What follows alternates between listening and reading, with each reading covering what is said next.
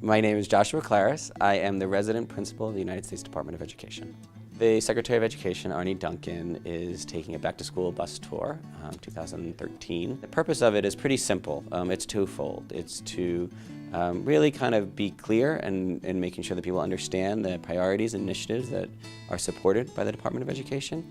But even more importantly, it's to hear what's going on out in the field, to put a spotlight on a lot of what's working in our nation, because there are so many wonderful educators, teachers, schools, programs that are doing great work, and all too often we don't get a chance to hear about them. Our mission is that our students are able to not just be accepted to college, but be successful at college. That they will be college graduates who then give back to their communities and are able to compete globally. The curriculum is what set this school apart from every other school I looked at.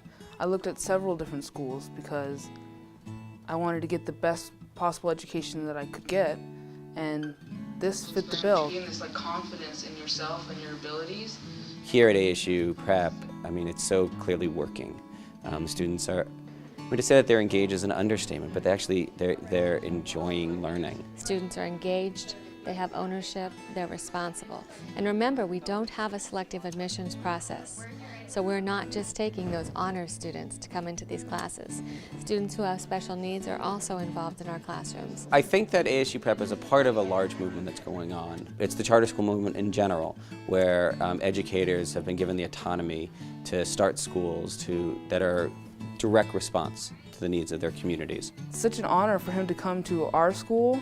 We've only been around for 3 years, and for someone who is so high up in our government's education system to come down here and talk to us because he thinks that we're setting a good example for what education needs to be in the United States is just it's just an amazing honor to have him here.